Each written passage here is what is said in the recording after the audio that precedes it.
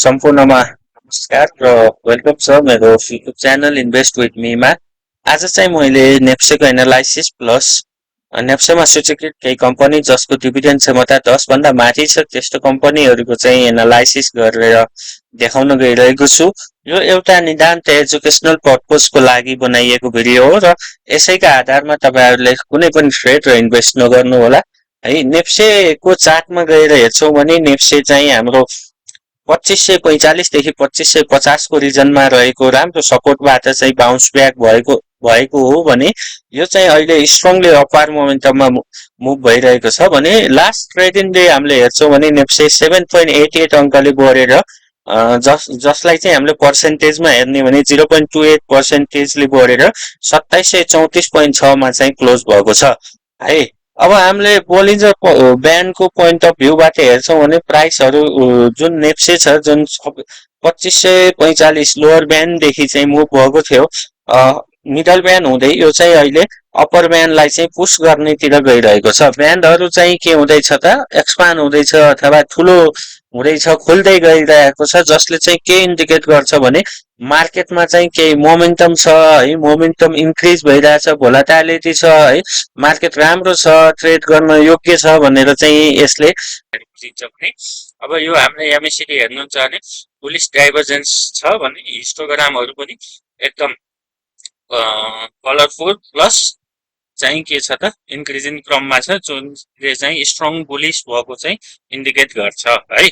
RSI पनि अहिले 62.71 को जोनमा छ, अझै पनि ओभरबोट जोनमा गएको छैन भन्नाले अब यो भन्दै गर्दा हामीले चाहिँ यसमा अझै पनि बढ्न सक्ने क्यापासिटी चाहिँ राम्रै छ है, स्कोप छ भनेर हामीले बुझ्न सकिन्छ।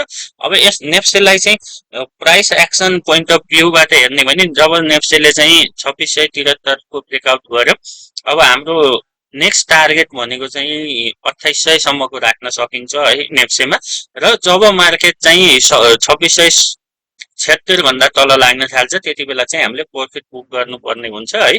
यो इमिडिएट सपोर्ट भनेकै हाम्रो 2670 अथवा 73 को रेन्ज हो है। यो भन्दा तल लाग्यो भने अलिकति मोमेन्टम चाहिँ बिग्रिन्छ भनेर हामीले बुझ्नुपर्छ भने अब बढ्दै जाँदाको पहिलो टार्गेट भनेको हामीले 2749 अथवा 2800 को राख्न सक्छौं, त्यसपछि 2900 हुँदै क्रमशः 3000 सम्मको टार्गेट राख्न सक्छौं। तर के हुनु पर्यो भने बढ्दै जाने क्रममा चाहिँ 2800 लाई चाहिँ एकदम स्ट्रङली चाहिँ ब्रेक गर्नु पर्यो है। अहिले चाहिँ हाम्रो नेप्सेमा चाहिँ अलिकति विक वाला क्यान्डलहरु बनेको छ, हायर विक बन्नु त्यति राम्रो हुँदैन, थोरै थोरै प्रॉफिट बुक चाहिँ भइराछ भनेर बुझ्नुपर्छ है।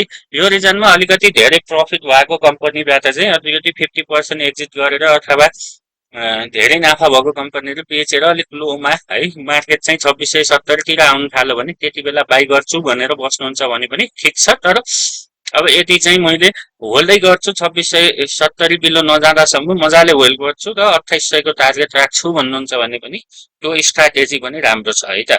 अब हामी जाउँ नेप्सेको एउटा डेभलपमेन्ट बैंक तिरबाट लुम्बिनी विकास बैंकको चाहिँ एनालाइसिस गरौँ है। लुम्बिनी विकास बैंक चाहिँ एकदमै बुलिश ट्रेन्डमा देखिएको छ। लास्ट ट्रेडिङ डेमा पनि यो एकदमै बुलिश देखिएको छ, विथ भोल्युम बढेको छ है।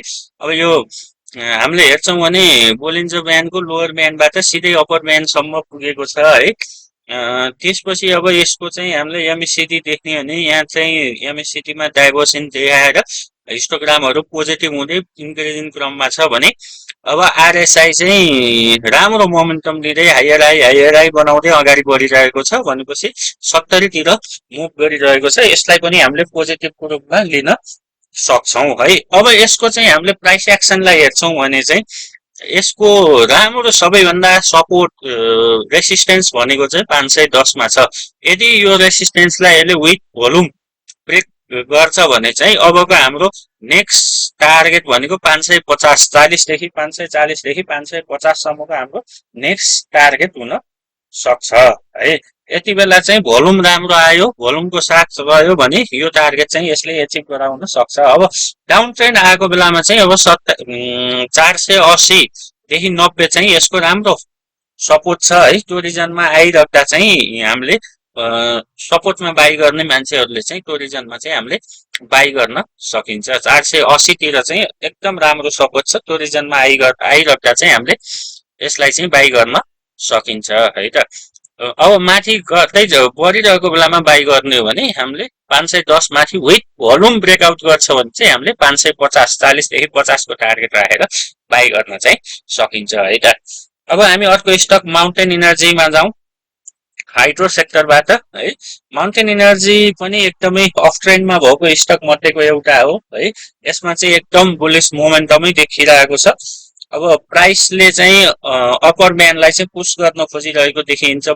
बोलिन्जर ब्यान्डको साइडबाट हेर्ने हो भने एमएसिडीमा चाहिँ बुलिस क्रसओभर भइरहेको छ र हिस्टोग्रामहरू चाहिँ अलिकति एक्सपान्ड छ, तर यिनीहरूको कलरहरू चाहिँ केही फेड आउट भइरहेको हो कि यसले चाहिँ केही रिटेस्ट गर्छ कि भन्ने कुरा चाहिँ देखाउन खोजिरहेको छ है। आरएसआई पनि स्ट्रङ छ, स्ट्रङै देखिन्छ। यो नियरली अब 60 को रेन्जमा छ है। अब यसको चाहिँ इमिडिएट रेसिस्टेन्स, अब पहिलो रेसिस्टेन्स भनेको यही रिजन है 604 रिजन। 604 लाई चाहिँ हामीले यसको इमिडिएट रेसिस्टेन्स मान्न सक्छौं भने त्यसपछि यसको इमिडिएट हामीले सपोर्ट हेर्छौं भने चाहिँ घट्दै गर्दा चाहिँ यसको सपोर्ट भनेको 585 तिर चाहिँ यसको सपोर्ट हुनेछ है। अब जब यसले 604 लाई चाहिँ विथ भोल्युम ब्रेक गर्छ भने चाहिँ नेक्स्ट टार्गेट हाम्रो 625 सम्मको टार्गेट चाहिँ हामीले मजाले राख्न सक्छौं है। अब तल आयो भने चाहिँ यसको चाहिँ 575 देखि 85 मा राम्रो सपोर्ट छ। कसैले सपोर्टमा बाई गर्न खोज्नुहुन्छ, डिभिडेन्डको लागि खान्छु र लङ टर्मको लागि राख्छु भन्नुहुन्छ भने यो चाहिँ 575 देखि 85 को रिजनमा आउँदाखेरि चाहिँ हामीले बाई गर्न सकिन्छ, किनभने यो फन्डामेन्टली पनि एकदम स्ट्रङ हाइड्रो मध्येको एउटा हो है त।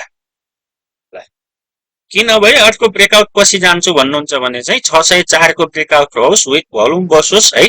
त्यसपछि हामीले 625 को पहिलो टार्गेट, त्यसपछि अब 660 सम्मको टार्गेटमा चाहिँ अगाडि बढ्न सक्छौं है। अब नेक्स्ट हामीले इन्सुरेन्स तिरबाट हेरौं है, आरएनएलआई लाई हेरौं। आरएनएलआई चाहिँ अलिकति यसले सुरुवाती अवस्थामा छ बुल समाउनेको है। एकदम लामो यसले डाउन ट्रेन्ड पछि चाहिँ केही चाहिँ यो अगाडि माथि बढ्न खोजिरहेको छ है। अब यो बोलिन्जर ब्यान्ड लोअर ब्यान्डबाट भर्खर मिडल ब्यान्डलाई चाहिँ क्रस गरेको छ है। एमएसिडीले भर्खर तपाईलाई बुलिस डाइभर्जेन्स देखाइरहेको छ भने आरएसआई त्यति पोजिटिभ छैन, तर पनि 50 को रिजनमा छ, जसलाई चाहिँ हामीले न्युट्रल स्टेजमा छ, अझै चाहिँ बुलिस पनि भएको छैन, त्यति साह्रो बियरिस पनि छैन भनेर चाहिँ बुझ्न सकिन्छ है। अब हामीले यसलाई चाहिँ प्राइस एक्सन पोइन्ट अफ भ्यूबाट हेर्ने भने 460 को रिजनमा चाहिँ यसको राम्रो रेसिस्टेन्स छ है। अब यदि यो 464 को ब्रेकआउट हुन्छ भने यसले हामीलाई चाहिँ अलिक माथिसम्मको राम्रो टार्गेट दिन सक्छ। 480 तिरको पहिलो टार्गेट, त्यसपछि 500 हुँदै 520 सम्मको टार्गेट चाहिँ हामीलाई एचिभ गराउन सक्छ भने अब डाउनवार्ड यदि यो घट्दै जान्छ भने एकदमै राम्रो सपोर्ट है।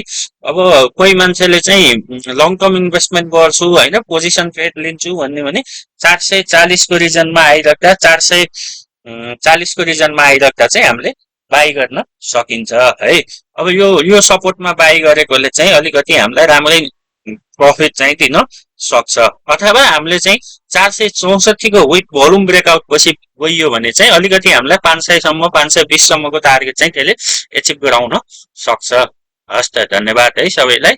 इन्भेस्ट विथ मी च्यानललाई एनालाइसिस मन पर्यो भने सब्स्क्राइब गरिदिनु होला, अथवा तपाईहरुलाई मन परेन भने के कुरामा चित्त बुझेन कमेन्ट पनि गर्न सक्नुहुन्छ, र आगामी दिनमा कुन स्टकको चाहिँ तपाईले स्टक एनालाइसिस हेर्न चाहनुहुन्छ त्यो पनि तपाईले कमेन्ट गर्न सक्नुहुन्छ। धन्यवाद।